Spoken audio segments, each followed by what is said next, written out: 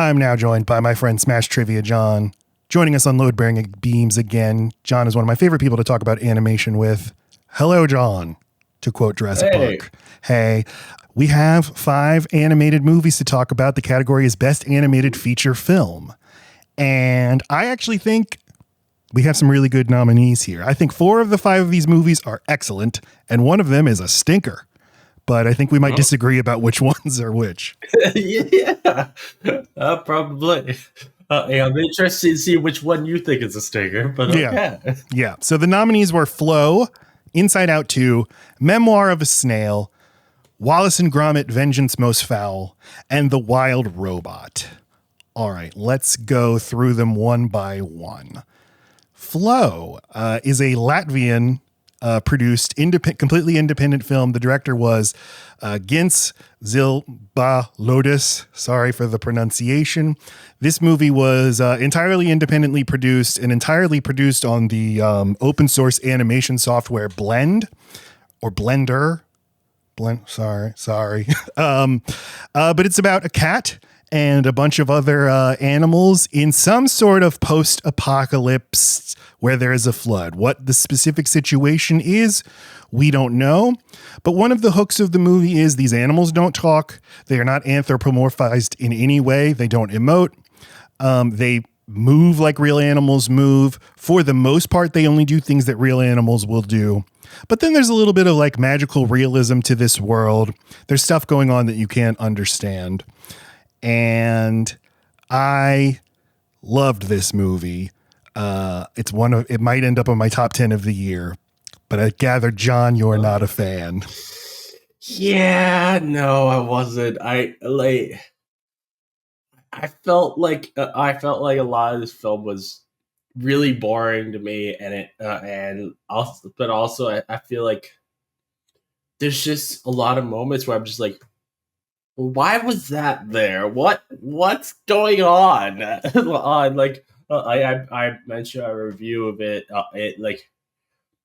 What was the point of this dream of aim of deer running around the cat, or the ascension scene of like, what is going on here? My take on that, well, I mean, there's no, definitive answer, but I think that this movie is about experiencing the world as an animal where you can't understand these really big things like a global flooding or that there's no people around anymore.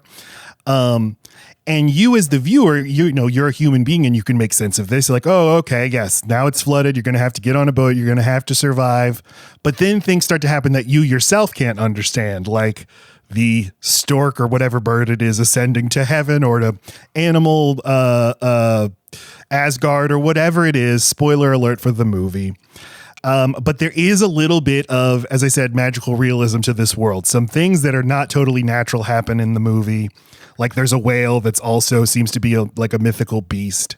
But I can see it is a little jarring because the movie has been pretty grounded in reality, and then all of a sudden these big magical things will happen. I like it. These things happening just to me. I'm like, they feel out of nowhere and serve no purpose. So I'm just like, what is the point? And that's my problem with it. And also. I personally do not like the animation style, but I understand that is absolutely just as my opinion. It's a lot of people. That's a big draw for the film is the animation style. Well, let's describe it. Sorry. Let's describe the animation style a little bit. So, like the characters themselves.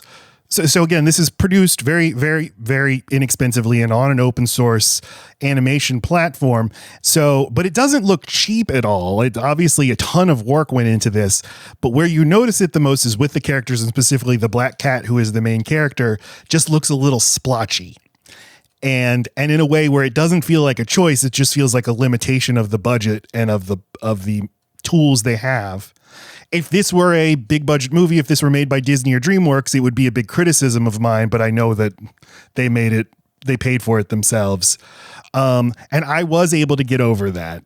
But I can totally understand not being able to get past that. Otherwise, like I think the backgrounds and everything else look really, really good. I was really impressed with it.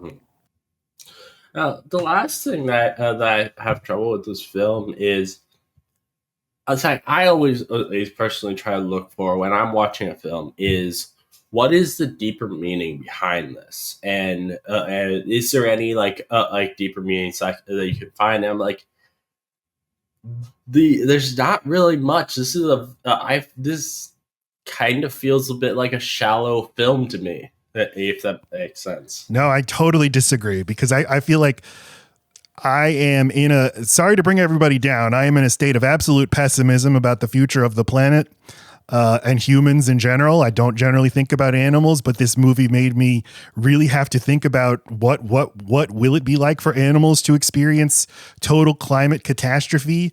The scene where the cat is on the statue and the water is rising and he is so confused, or the cat, they are so confused and panicking, like really upset me in a way I wasn't expecting. As the water rises and the cat just has to do whatever it can. And I think in contrast to a movie like The Wild Robot, which is kind of also dealing with a post climate change Earth, that one has a very like positive take, like, oh, we're going to figure this out. But my stance is we're not going to figure anything out. We're fucked. And so I was so upset to have to think about poor little kitties and dogs having to deal with rising sea levels and stuff. But I think the movie's also a testament to interspecies friendship, which does exist. I've seen it. My mom's dog, when they adopted a kitten, like thought that the kitten was her daughter. So I saw a dog and a cat become best friends, basically. And I know that dogs and cats and other animals can become real friends in real life, but still they behave like animals. So I think that was also one of the points of the movie, is to try to experience the world, the very confusing world, knowing what animals know and behave as animals do, and see what that is like. Mm-hmm. That makes sense. I didn't really think so much of the climate change aspect with this one. I thought more of that with Wild Robot, and I think part of the reason is I didn't think of it is just because of the flooding being this very sudden thing, and not just this happened in the past or sign. It obviously in real life, if climate change is a sign where it's like where the world is just going to one day all of a sudden just start flooding. So I don't think that's what, this is just my read. I don't think that's what happens here. But I do think things like levees or dams can be breached by just years and years and years of rising sea levels. And all of a sudden, obviously the whole world's not going to flood at once, but maybe this one little area can. And that's what I think happens here. But, the movie leaves it vague. You are supposed to understand what the animals understand. So you're not really going to be able to make sense of what's happening. Mm-hmm. Makes sense. But it's not... It's not a fun movie. Well, I mean, I had fun watching it. I don't know that I'll ever watch it again, but something I was thinking about watching is this film says on Google this is a family film. So it's saying you that they expect you to watch with your kids. I highly doubt any kid is going to enjoy this. I think both of my kids would enjoy it, but they're both weirdos, so I don't know. Maybe, I don't know. I'm just like, I feel like most kids are like they want the bombastic and not a melodrama of sorts. I think kids would be really into watching the animals solve the problems. Mm-hmm. And it'll definitely help for particularly some kids who have fixations on particular animals. Like, yes.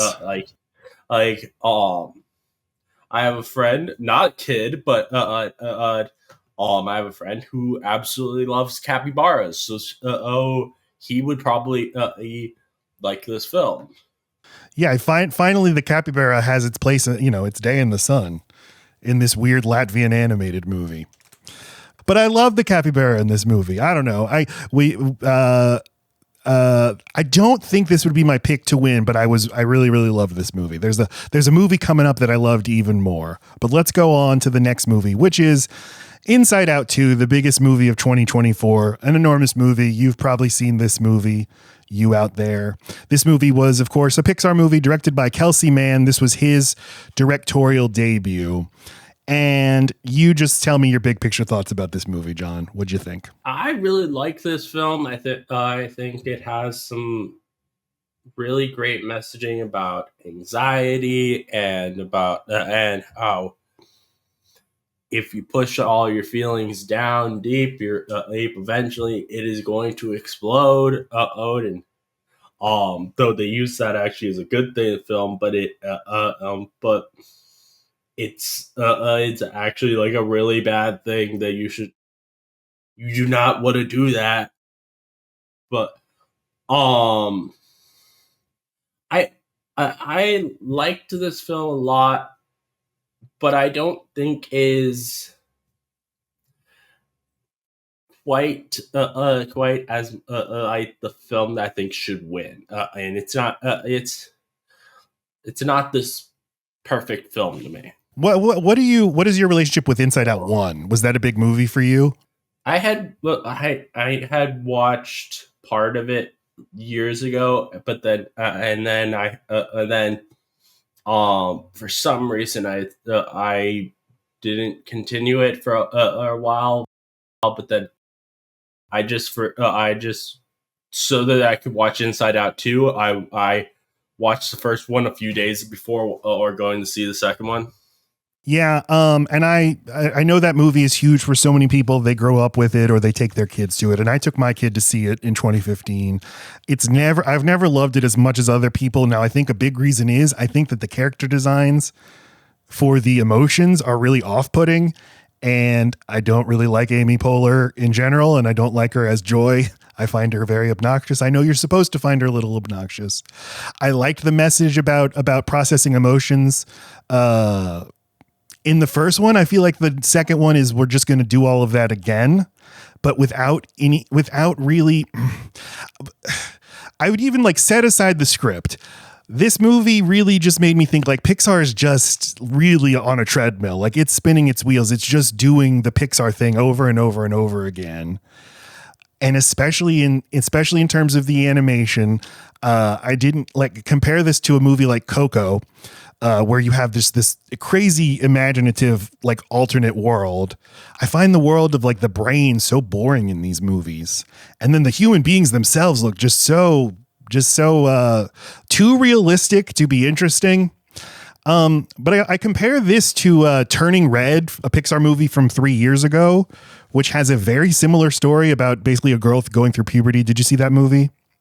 Oh yeah, I love Turning Red. That is one of my favorites. Yeah, from Pixar. It's incredible. Like, and again, the story is kind of like the story. You would say, well, that just feels like Inside Out again. And like, yeah, there's similarities.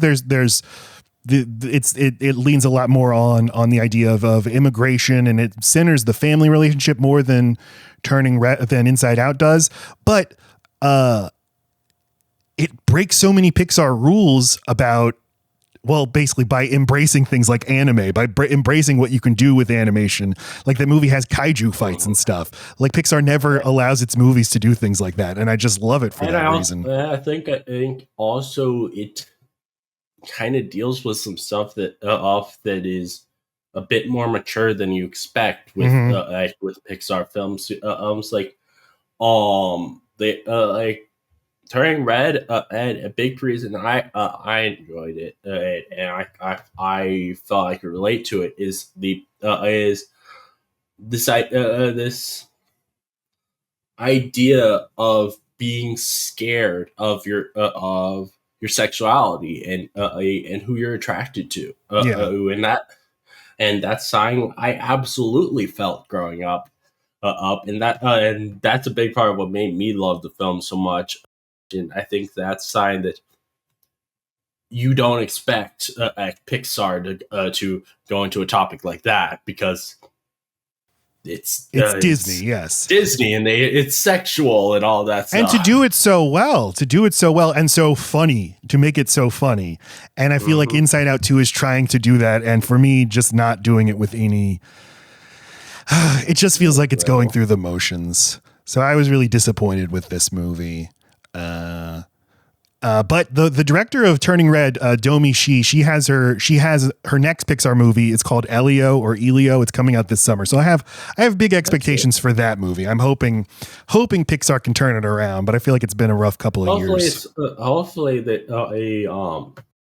Bob Iger's comments about trying to remove messages from films don't absolutely ruin the Pixar films going forward. Well, that's the other thing. I felt like Inside Out 2 is a movie that, I mean, I know the scripts and the animation, they start so many years in advance. So they always feel like they're a couple years behind where the culture is. But this is the first one where I felt like it is reacting to backlash to Disney because of bullshit conservative criticisms of Disney. And that's why I feel like it's playing so safe with everything. Everything about the movie feels so safe. Yeah, I could definitely see that. And that's something that really worries me for like all of Disney is if you don't have any kind of message, any kind of deeper meaning in your films, they come off as shallow and to me not nearly as enjoyable. A deeper meaning is what really gets you to the heart of these characters. But but if you just remove that, Bob Iger saying that acts as if it's a new thing to have these messages in there. It's like, no, I know from the very start, Disney has had messages in their films. Fucking Bambi is anti-hunting. That is a message. Yeah.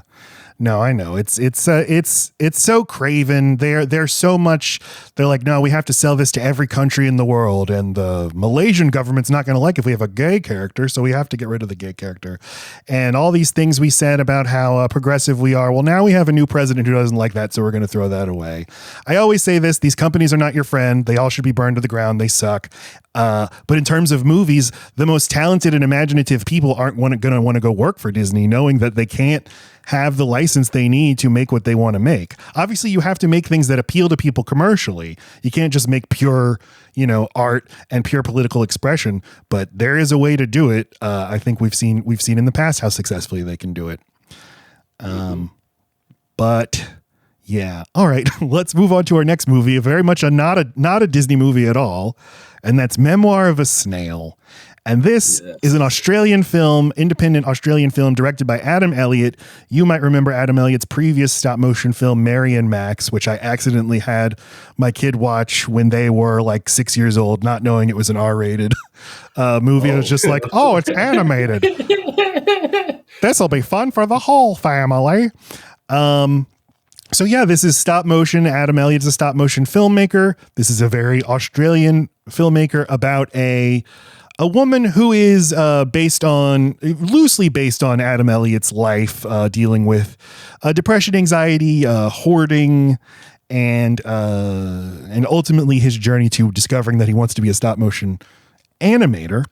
But yeah, this is a very funny. I really liked this movie, and it's a very funny movie. But man, is it dark and punishing. So many. I compare it to The Iron Claw. Just bad thing after bad thing happens to Gracie, the main character of this movie. Mm-hmm. I think this is an absolutely fantastic film. But I think it's I think it's a film that I would probably only ever watch once, just because it's so depressing. Yeah, see, and I'm like, I don't want to go through watching that again. Well, as a filmmaker, though, I think Elliott does an incredible job of striking the right tone where you feel how dark this all is, but he can make it funny. He can interject a joke whenever something bad happens. Then a character will just say "bugger," and you're laughing, even as this character's world is crumbling. You're still laughing. What do you think about the animation style? So Adam Elliott, who uses like traditional stop motion animation, like all of this, you're looking at real objects, which is what I love about stop motion. You're looking at real sets, everything like the smoke you'll see in the movie is cotton balls. stuff like that. But the way he deliberately, I was watching an interview with him where he said like he grew up having a trimmer, so he just like can't keep his hands still, and he learned to embrace that. And so all of the animation is very uneven. All the lines are not symmetrical. And he's like, well, human beings aren't perfect, so we'll very much embrace the imperfection in the animation, which is the opposite of the Pixar approach, where everything looks realistic and locked down. Makes sense. So I have two aspects for how I feel about the animation. On one hand, and yeah, I know this is a very personal thing, but I love it for the fact that that it reminded me a lot of looking at I Spy books as a kid. I don't know if that makes sense to you, but absolutely. Every frame is just filled with stuff, with shit. Yeah, and but also just like the colors as well, just really feel like like a lot of pages I remember with I Spy books. But then on the other hand, I'm like, it isn't like it's not as smooth as I would want of stop motion and I watched this it's just a day or so after watching Wallace and Gromit on it, and there's a very clear difference between the stop motions and then what like stop motions in Wallace and Gromit, it feels so much more smooth and polished. Versus this doesn't feel like it's completely done. If that makes sense. Oh, I understand what you're saying. I just don't think I think it's all a choice. The Wallace and Gromit. Yeah, I understand that. I just wasn't as big of a fan of that choice as maybe I should be, but that's just me personally. Yeah. I don't think it takes the film down that much, in my opinion. But and it is still an absolutely amazing film. That's the one little thing where I'm just like, it's not the animation is not amazing to me. I think it's amazing. I think it's perfect for the material and perfect for the joke. Like there's a lot of nudity in this movie. A surprising amount of nudity. Yeah. I loved the character Pinky. This old weirdo lady who loves drinking wine and having gingerbread cookies. And sorry, this is a spoiler. This isn't a spoiler. She dies. And as she's dying, Gracie, the main character, she's like, and every day I'd give her medicine. And her medicine is a nude gingerbread cookie with tits and then a bottle of ginger wine. I wrote that down. I loved that. I hope somebody gives that to me as I'm dying. And it's like this movie makes a lot of fun of fundamentalist Christians. I want to play a little clip because I know most people haven't seen this movie, and I only have the audio, so it's not going to be as funny to hear it. And I could only get screenshots. And so like I have a screenshot on screen of this family praying, but you don't get to see their mouths moving. But the way their mouths move is so funny. But I watched this scene I kept rewinding. It was so funny. This character's like, I moved in with this family of weird Christians. They do really weird things and they pray and it's strange. So I just want to play the audio of them praying. Dear Gracie, my new parents Ruth and Owen are strange and do a weird sort of praying. They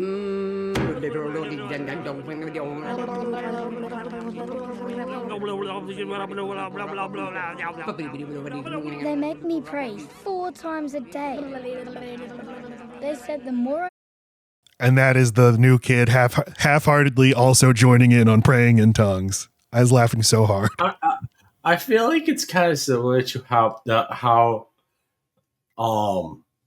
and I'm not saying that there's a specific example for example of this happening in the past, but I feel like this is how Taika Waititi would portray people praying. It's that down under sensibility. Yeah, maybe. All right, check out Memoir of a Snail. It's got both of our seals of approval. Yeah, and like with one last say with that is how how as I've been mentioning, how I like the deeper meanings of things. This one has both like both calling out how there's it's awful when an adoption system split up siblings, and also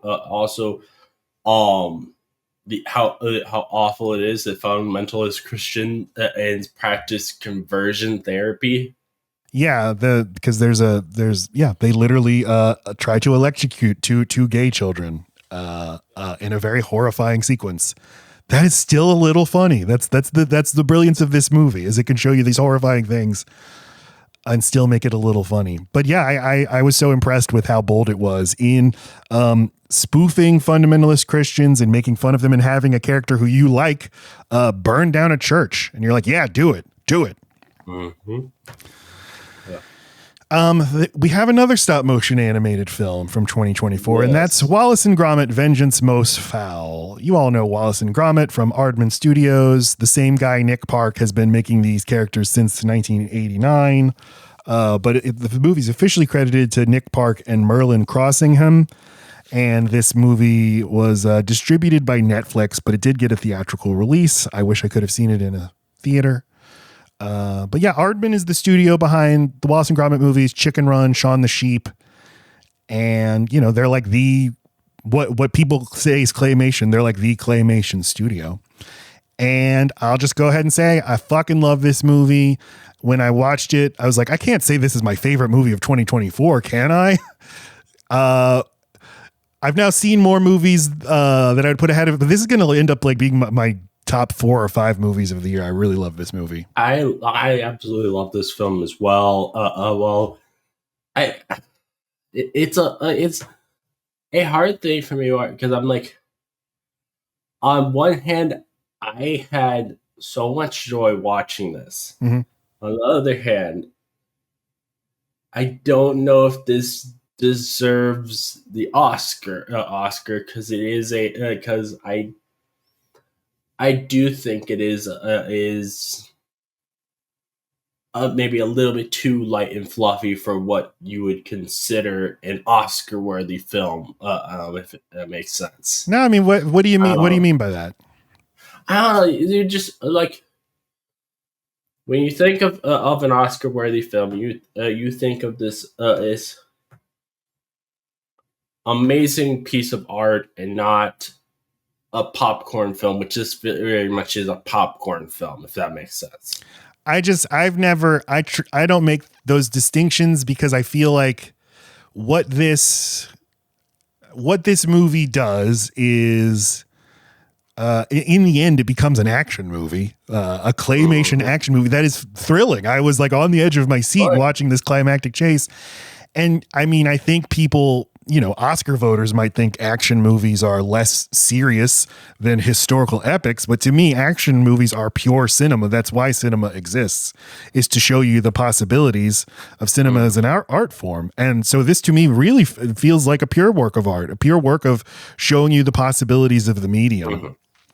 Oh yeah, it's definitely art, but art. I don't know. It's just like it. I don't know how to describe how I feel. It's just like it's just not what feels quite quite on the level of an Oscar-worthy film. Like I like to give an idea. Like I also had similar amounts of joy watching the Garfield movie last year, but I definitely would not consider that an Oscar-worthy film. So, I mean, I know what you're saying. Like that Oscar, like I don't expect this to win, but the animation category is weird because the entire Academy votes on it, and almost certainly the people who vote on these movies haven't seen them, which is why the Pixar movie always wins. But I do see, like, yeah, they seem to want a very serious message. And what is the message of this movie? What is this movie about? I mean, I could try to make a case that it's like spoofing sort of optimism about technology and technology's ability to save us. But really it's just, you know, it's just classic old cozy rural English sensibilities. But to me, that shit has just never mattered. As what, you know, what important social message does this movie have? Just Understandable. I don't know. I want whatever film wins an Oscar to have a powerful message, and I don't think this is as powerful as some of the others, but I can definitely understand how you feel. I do think this film does good with its message of being very, very much the importance of a human touch instead of out of AI. It's done very well. I just don't know if it is as powerful as like some of the other messages in these films, and that's what I am saying here like that. Yeah, that is there if you're looking for it, but it's like deep in the background. And this movie is a comedy, first and foremost. It's a comedy that then becomes an action movie. And just to talk about it a little bit, so there's a 1996 Wallace and Gromit short called The Wrong Trousers, where a penguin moves in with Wallace and Gromit and then steals a diamond. And that is great. You can watch that on Amazon Prime. You don't need to have seen it to understand this movie, but Feathers McGraw the penguin is just a hilarious character who never talks, moves so little, but his character animation is so wonderful. And he's actually intimidating. I'm scared of Feathers McGraw. I don't want to run into him. And then this becomes... So that The Wrong Trousers is kind of sort of a Hitchcock parody. And this one is too a little bit. It's also kind of film noir. But where it goes is into this amazing chase on what are called narrow boats, which are just these very slow boats that they have in the canals of Britain. They go very, very slow. But there is a very slow chase on narrow boats that ends up on a very tall aqueduct. And I don't think I've ever seen a movie with an aqueduct boat chase, but it is the perfect place to put a big action sequence. Suddenly it's become this big Buster Keaton thing. Also kind of Mad Max, and Mad Max, you know, I love Mad Max, and Mad Max is very inspired by Buster Keaton, but I've watched this action sequence by itself a couple of times. It is just so exciting and funny and so well done. And I think that the rest of the movie leading up to it is great, but that is when I really realized this might be my favorite movie of the year. To me, the message, you know, I don't think movies have to have a message, but my message that I would receive from this movie is take animation seriously. Animation is not a genre. It's a tool. It's a way to tell your story, like any other method of telling your story. And you can make an animated movie that is as funny as a live action comedy and as thrilling as a live action movie. Yeah, definitely. The last movie we have is The Wild Robot from DreamWorks. This was directed by Chris Sanders. The director of Lilo and Stitch and the first How to Train Your Dragon. And this movie did really well financially, very critically acclaimed. And it sort of breaks the DreamWorks animation style because it has a lot of watercolor in it. Something that, I think this is the best looking DreamWorks animated movie that I've ever seen. And I really enjoyed this movie. What did you think? I love this movie. I think it is the perfect mix of being fun, but also having a really good deep message with it. Since there's both like talking about how hard it can be to be a mother, and also how hard it can be to be a child that's different from everyone else, and how isolating that can feel. You know, I think it does these things so incredibly well. Yeah. So this is about a robot some point in the future, after some sort of climate catastrophe has happened, that is a helper robot, a sort of Amazon Alexa, but good, and that works, but has like been stranded on an island long after, you know, it should have returned from its mission. And kind of like WALL-E, the Pixar movie, it has a mission, so it has to carry out that mission no matter what. And it has a lot of fun with that. And eventually its mission, or her mission, the robot is named Roz, and she's played by Lupita Nyong'o. Her mission becomes to raise a baby bird because the bird accidentally imprints on her. And I was. It's very, very funny to see the baby bird then try to mimic the robot to make robot noises for no reason. Oh yeah. Love all of that. If I have a criticism, I think that the script is a little like, I think the animation is so innovative. The script is a little, I feel like I've seen all this before. I certainly, hey, I can relate to being a stressed out parent and feeling like I can never catch up or win. But it kind of just has the same message that all these animated movies have. And that's fine. I mean, and it's successful.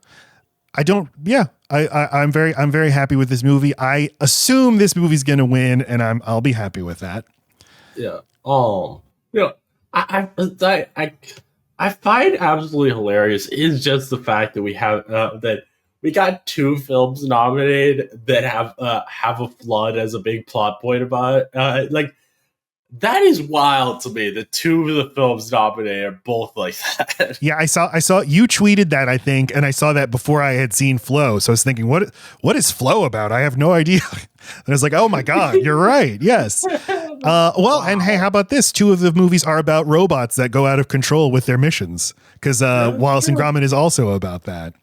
Yeah, it's clear. This is on humanity's mind, folks. We got to not have robots. We got to kill the robots, suffocate them in their sleep while we still can. I love the way this movie looks. I love so many of the details, like Roz the robot. Like the more time she spends in nature, the more nature is reclaiming her. Like she has grass growing on her head, which is really gross, but I love it. Oh, I think here's the thing that kind of annoys me, and this isn't the movie's fault. This is a personal thing of mine, is I talked about being very pessimistic about the future of the planet. And so when movies like this are like, have this optimistic view, like doesn't matter how we're going to pull through this, I kind of just get annoyed. I can't really even explain why. I just feel like I don't want to see that right now. I want something really dark and depressing to match my mood.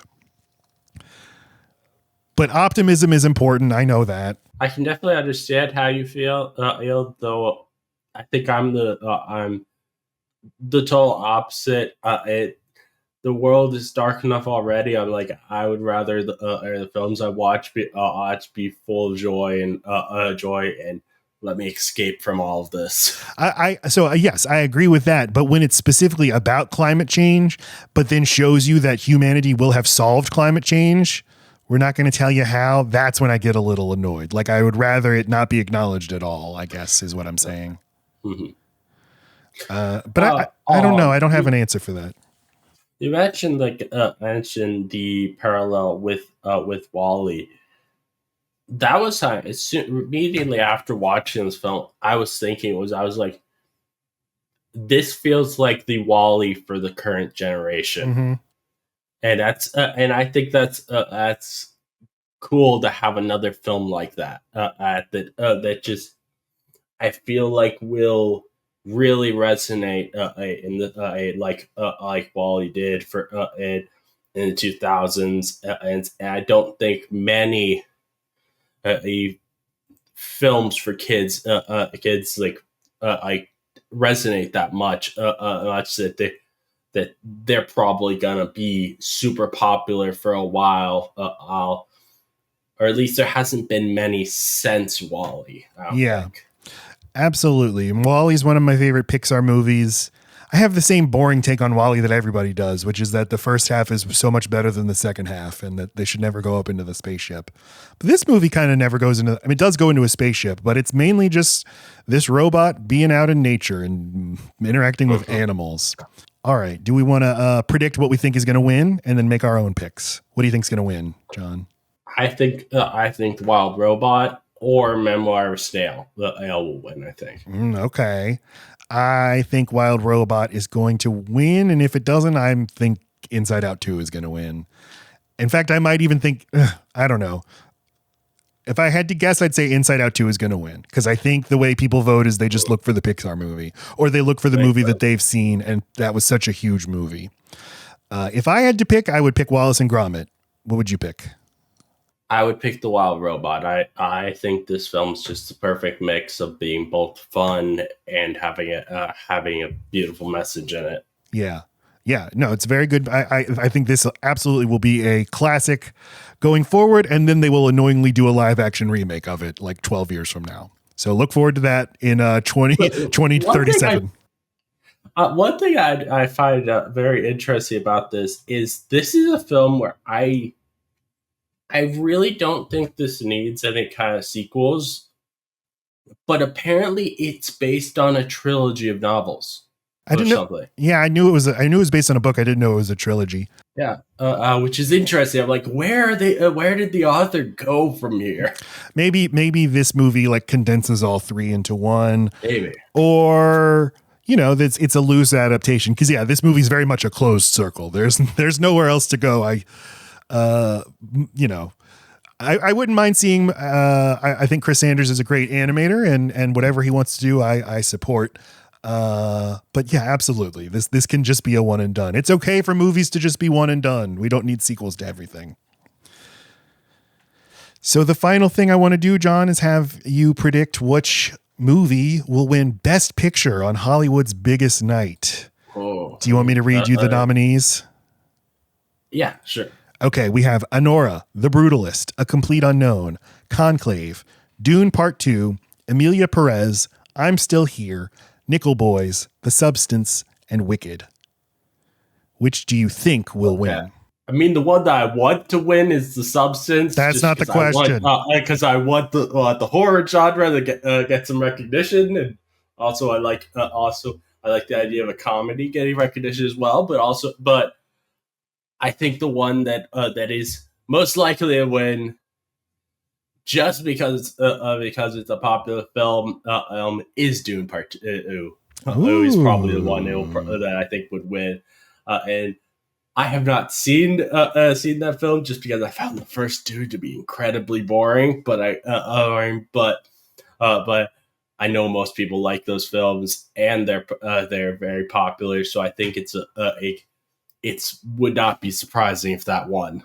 Are you worried that as you say that a massive army of bros is going to come find you with pitchforks? I didn't like Dune 1 when I saw it in theaters either. I was the only person I knew. I then watched it on Blu-ray and liked it a lot more. And then finally watched it with Lacey and ended up loving it. I'm a big fan of both movies. The first Dune is the only film in theaters where I was seriously like looking at the clock the whole time, being like, "Is this all gonna be over soon? Oh my god!" We get it, sand. There's dunes. I get it. Feels like nothing's happening, and also your lead character is the most boring, stereotypical lead character in a film like this. So ever. That is exactly what turned me off of the first movie. Now I will say I had never read Dune. I didn't know the story of Dune. If you see Dune 2, you realize there's a reason for that. Well, do you want me to just tell you? Sure. I'm not playing. He's a bad guy. It is very much a critique of sort of like chosen one heroes, because he ends up being kind of being the villain of the whole thing.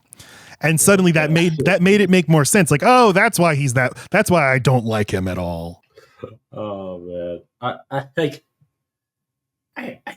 the only character in the first film I seem to remember enjoying watching just because I found him funny was Jason Momoa's character, Duncan Idaho. I love him. When he just spits in the middle of a meeting was just like, okay, that was funny. Yeah, it's great. That's the thing. I've actually preferred Dune 1 to Dune 2 because there's more of a supporting cast, whereas the second Dune is way more centered on Timothée Chalamet, who I have begrudgingly grown to like. I like Timothée Chalamet now, I'll admit it. Final question for you, John. Well, you said that your pick would be The Substance, and my question for you at the end of this conversation is just, what is your number one movie of 2024? One that's one that I'm not sure if this is my top pick, but definitely I really loved is Love Lies Bleeding. And that film is so good. Yeah, I love that movie. That's in my top. Well, I won't spoil. Let's see what else. Else might be. I might have liked better. I would definitely have nominated Kristen Stewart and Ed Harris from that movie. Mm-hmm. They were snubbed. Yeah, I think that Love Lies Bleeding would be my top one from last year. Okay, great. Yeah, that's a great movie. Everybody check out that movie if you haven't seen it. It's so good. Oh my God. Yeah. All right. Thank you so much, John, for joining me for this discussion about animation. Everybody check out the Gamma Analysis podcast wherever you get your podcasts. And I have links to all of Smash Trivia John's content in the description.